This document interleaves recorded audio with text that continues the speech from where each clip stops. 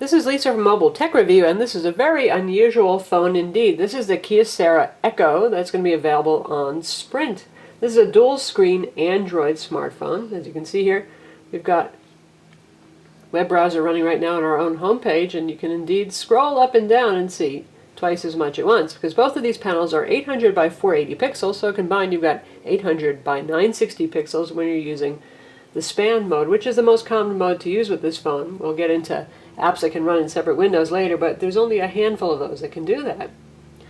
You go to the home screen, you can see you've got an extended home screen, and you can still swipe sideways. Kind of weird, kind of different, but it works. And yes, the phone also works in portrait mode just as well. Take a look at how this guy looks closed. If you want to use it like a normal phone, you can actually close it, and it's one large candy bar phone. You can hit the on-screen dialer right here, and you've got a big keypad. Of course, the usual Android access to favorites, contacts, and your call log as well. Of course, it's going to be a thick phone when you've got it closed, because you've got two displays, and it's kind of an interesting steampunk design here. Techno, a little awkward, but somewhat attractive at the same time. Your controls are all along this edge. You've got your volume controls right here. This is your micro USB port. Your micro SD card slot is over here, and they include an 8 gig card with the phone, your 3.5 millimeter stereo jack. And on the back, again, with the kind of techno look that they're going for here, you've got the 5 megapixel camera with the LED flash and the self-portrait mirror. And here's your speaker grill, and this has quite a loud speaker phone, and it's pretty clear too. Let's take a look at the hinge mechanism again. That's pretty unique. And you can see that it's a scissor hinge of sorts, and then this part collapses and tucks into here, and this guy kind of does like so. It seems incredibly solid. I know that all hinges can be a bit worrisome, but I'm not too worried about this one.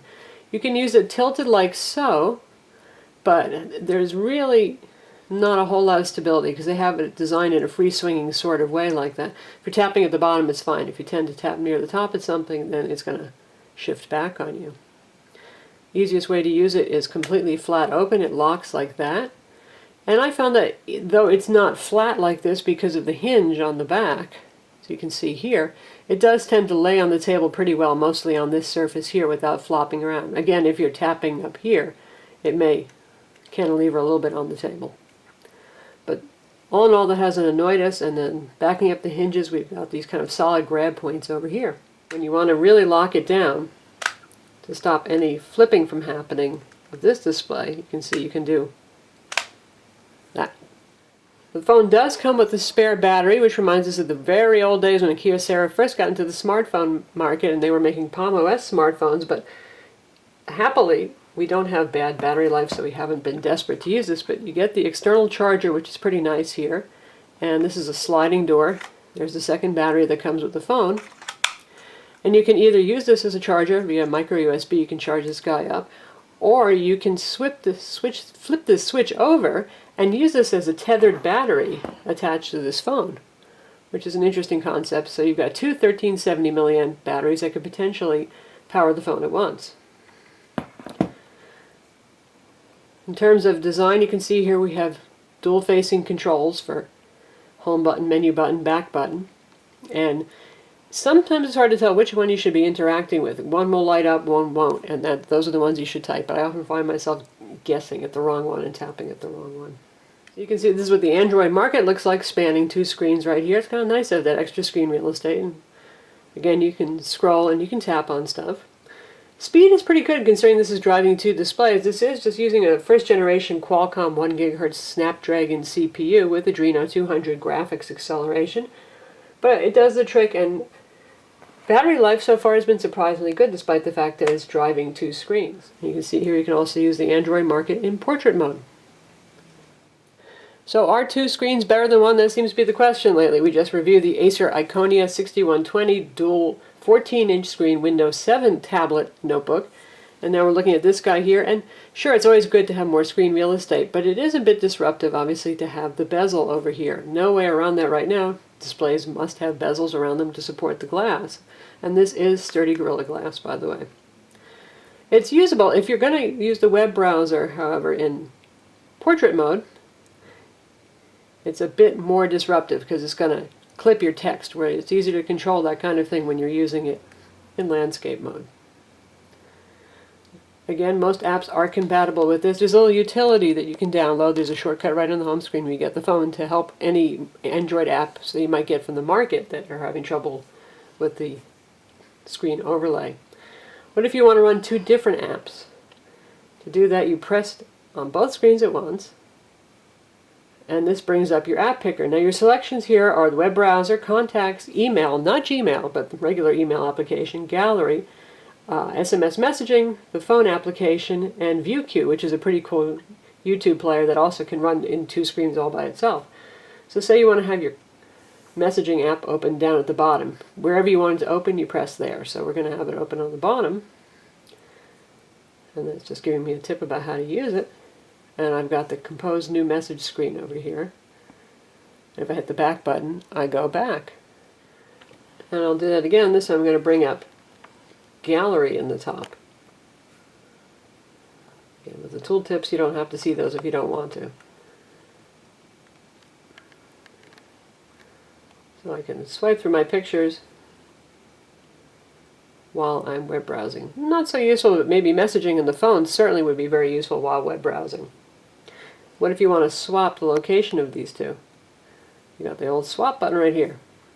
Now I've got the web browser up top, and gallery is going to load down at the bottom. And again, the speed is reasonably good for this. One thing I've noticed that's very odd is the web browser does not support pinch zooming. Boy, that's pretty old-fashioned. You can either double tap to zoom in and out or use the on-screen controls to do that.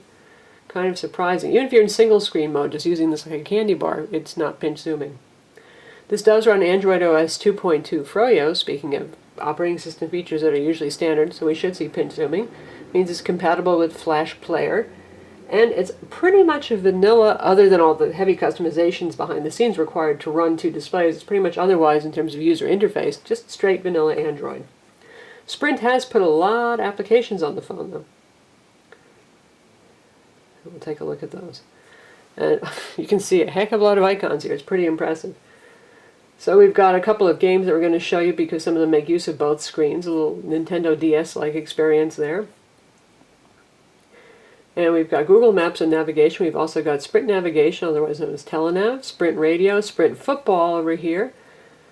We have Sprint TV, which I'll show you in a minute. And links to buy a bunch more games if you want to from Sprint's little portal in partnership with game developers. Now we're going to take a look at the ViewQ player, which is a custom YouTube player that makes use of both screens. And it's working on downloading over Sprint's EVDO Rev 8 3G connection. That's right, this does not have 4G WiMAX, just 3G. Speeds in our area have been about 6 to 900K for download and about 500K upload, which is pretty decent for EVDO Rev 8 around here, and it's actually a little bit better than we were getting with the HTC Shift 4G on Sprint's 3G network. So we are just going to pick a video from the front here. And see the video is going to play up top in this screen, and then we'll see a list of related videos down here.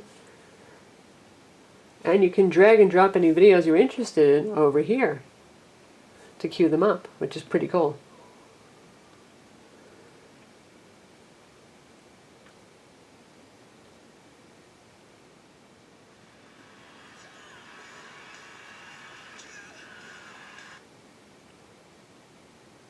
And a couple of hiccups in streaming here.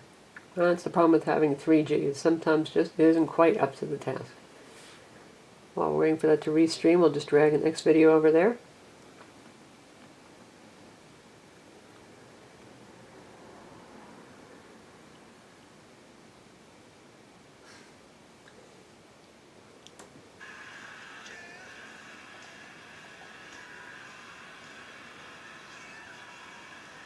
If you choose full screen mode, now this is a little bizarre, but this is what it's going to do. It's going to try to span across both displays with a black bar in the middle of your scene.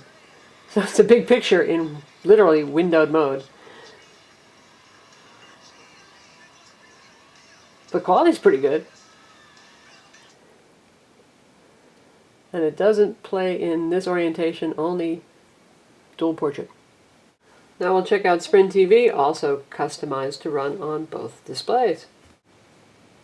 And it remembers what we were watching last, which was the ESPN mobile TV. We've got controls down here and our channel selector, and the video will play up here.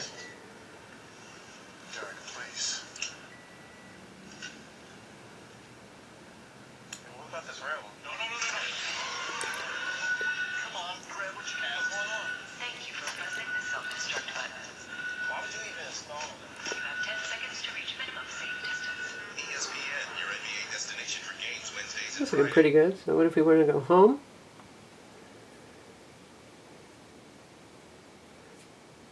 We've got a scrollable list of channels here, thumbnails for which are loading still. And some of these things are premium content, but a couple of them are included with your basic Sprint TV plan. And you've got live TV versus on-demand to choose from, as well as movies. Now you get a couple of games with this. Actually, there are shortcuts to download them for Namco's Pac-Man, a 3D pool game, and The Sims 3. And we're going to take a look at Pac-Man. And as you can see, it uses both screens.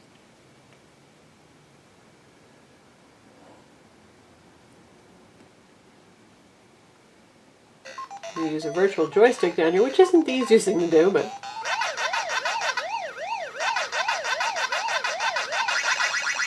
you can hear how loud the speaker is.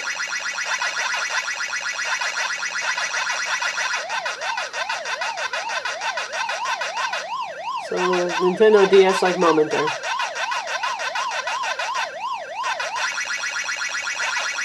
So there's Pac-Man on 2 screens.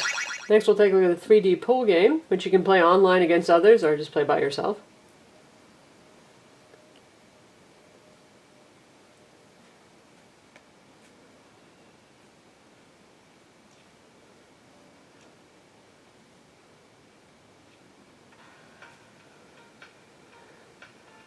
So it starts out with a little cinematic of the scrolling, rotating pool table down bottom while it loads up. And then it'll shift to use both the screens so you can have 2 different views of the pool table while you line up your shot. It's a pretty good use of the 2 screens.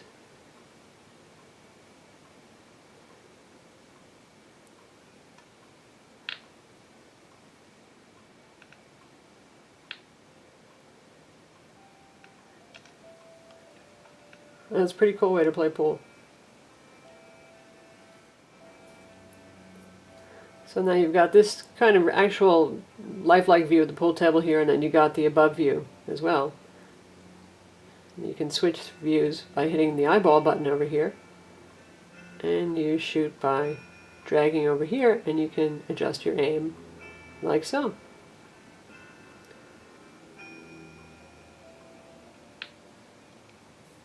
And lastly, we're going to take a look at The Sims 3, which is a 52 meg download to get started with.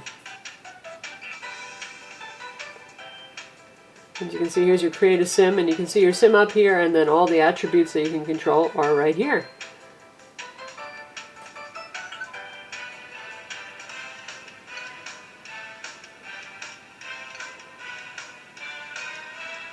Okay, we're wrapping up with creating our sim, and you can see that the on-screen keyboard takes up most of the bottom display, which in this case is a good thing. You don't have to worry about it blocking your view.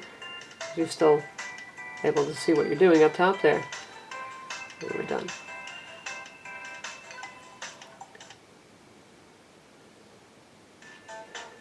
The swipe keyboard does come pre-installed, and I like swipe quite well. I know many of you do, but just in case you don't, you can switch back to the standard Android keyboard. We're starting our game. This is a demo version. You have to pay if you want the full version of the game. So you've got your sim actually in his 3D environment up here. All sorts of things down here that you would expect from the Sims, like buy furniture, rearrange the house, and all that kind of thing. So again, that's pretty cool. And Kyocera has put out an SDK for this phone because they plan on making more dual screen phones, so hopefully we'll see third-party developers develop more applications that are going to make use of both displays. How about as a phone? Voice quality on this is very good for both incoming and outgoing voice. Reception, I would say, is about average. It's fine on Sprint. It's not super stellar, nor is it poor. It's right middle of the road. Speakerphone quality is also very good on this. For navigation, again, the dual screens are very useful. We'll take a quick look at Google Maps, and we'll also look at Telenav. So here we are inside of Google Maps, and obviously you can see a lot of stuff here, and you can pinch zoom in this just fine.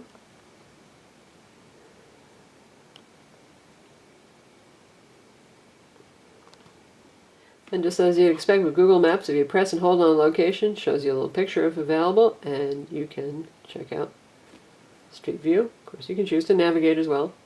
So there it is, actually using both screens, which is certainly very cool. And you can use that in either orientation. The screens themselves, unfortunately, we're running at max brightness right now, and they are not the brightest displays, and sometimes images look a little bit pixelated. We wish that Kyocera had gone with somewhat better displays. I know they're trying to keep the price down. This phone sells for $199 after a $100 rebate with a 2-year contract. But they're not horrible displays, but you're not going to go, wow, that is really super beautiful looking.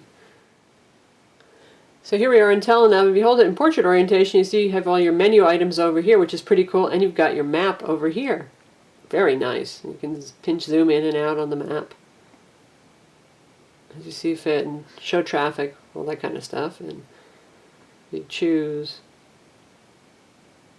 drive to, you can enter an address right here, and when you're done it'll start giving you navigation directions.